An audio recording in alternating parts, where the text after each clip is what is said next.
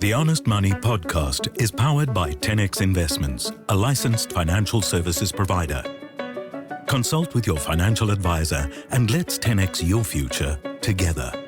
Welcome to Honest Money. Thank you very much for all the questions that you've been sending us. We've got another one that we're doing today, which is about the retirement fund reform, and it's kind of commonly called the two pot system.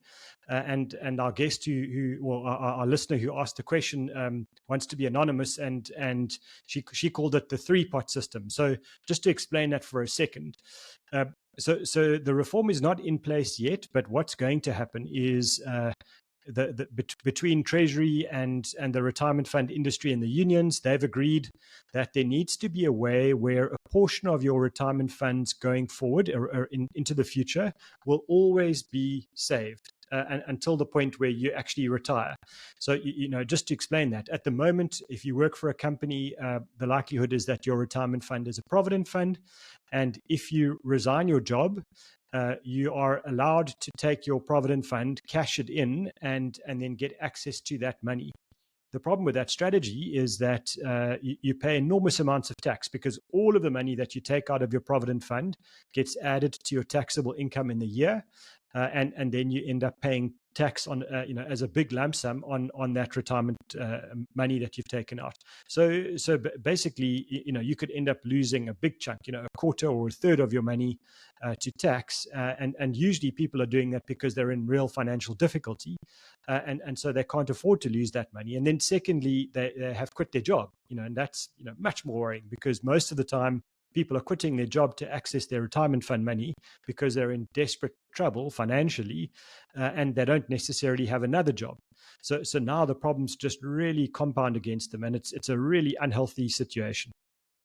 So the reform now, let's call it the 2-pot system, will say that from a given day, at the moment it's supposed to be September 2024. I suspect that that's going to be pushed out, but let's just say it's September. From September 2024, all the money that you've put into retirement funds up until that day will be unchanged. So whatever the laws are that apply to those retirement funds until the beginning of September will be in place. So nothing's going to affect you with your retirement fund. If you're 62 and about to retire, this is not going to be an issue for you. But if you're 22 and you've saved no money into a retirement fund and you're about to start, then you will be entirely affected by this. And I want to say affected is a good thing in this situation. This is an excellent reform. It's long overdue. You shouldn't be worrying about this. You should be really happy about it. But what they're going to do is they're going to say, portion of your money will go into, let's call it a savings pot, and another portion will go into the compulsory pot. The compulsory pot is the part you're not allowed to touch. So that will be money that will be locked away, and it will be the bulk of the money, and you will only be able to access that when you retire. Let's just say for most of us at age 55 or older. The savings pot will be a much smaller amount, and every year you will be allowed to take a portion of your retirement fund from the savings pot, and you can then access that money if you have to. Remember, it's not an obligation that you must access the money. The more you leave in your retirement funds, the better. And there will be a tax implication on taking that money out. So it's not like it's tax-free. It's still going to be taxable, and it's still going to be a bad financial decision for you to take that money. But it's a much better route than people quitting their jobs, cashing in their whole retirement funds when actually they need a smaller amount of money to settle a personal loan or an overdraft or something like that. So I think it's a good call. I'm not too worried about it. The question that we received was a little bit more detailed, and it's a great question. Was is there going to be a difference in the way that those 2 pots of money are invested by the retirement fund managers? In other words, will the savings pot potentially be a bit more cautious or more conservative with a very high cash balance? And then the balance of the money that's in the compulsory pot, will that be, invested, long term in growth assets like shares and property companies and bonds, etc.? I'm not sure that that's going to happen, because the savings pot is not something that people will be expected to draw on every year. It's really there for emergencies and really bad emergencies. Now, not just something that you have an emergency holiday you need to go on. This is really, kind of a bad outcome when you take money from your retirement funds. So even though it's called a savings pot, I don't think it's a savings account, where you're kind of getting a fixed deposit interest rate or something like that. This is really about retirement fund money that you're drawing out too early because you've got a real financial emergency. So I suspect that the money will be invested the same, and it's going to be an accounting thing, where they keep track. The retirement fund administrators will keep track of how much money you've got in each of those two pots, the savings pot and the compulsory pot, and whether you've drawn money from the savings pot this year or not. And then they will allow you to draw that money out according to the regulations. So I suspect that it will be one big pool of money that gets managed the way it always has been, but the rules around accessing the money will be different.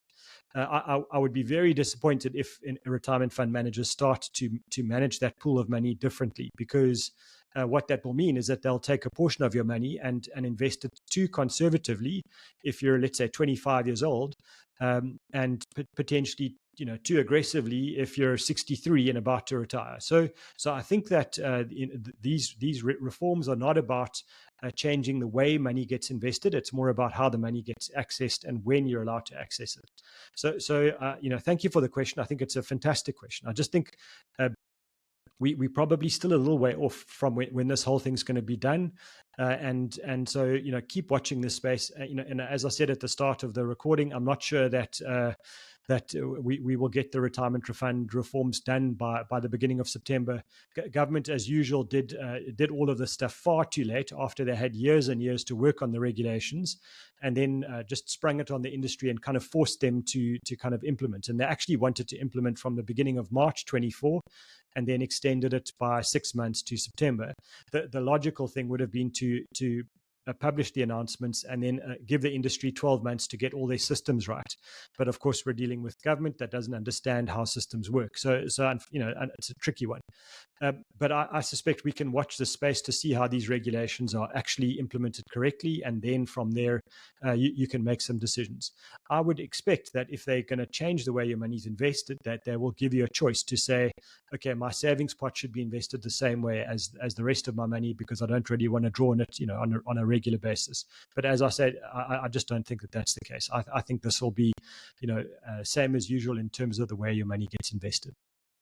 On that note, I'm going to wrap up. Thank you so much for all your questions. Please keep sending them. It gives us great insights as to what you want to know from us, and we'll do our best to give you a sensible answer. Thank you once again. The Stradivarius violin is considered to be the most emotive instrument in the world. That's why you'll often hear it in investment ads, adding drama and the utmost importance to their philosophies, or for the announcement of a fancy new fund manager. 10x investments don't need dramatic instruments to seem impressive.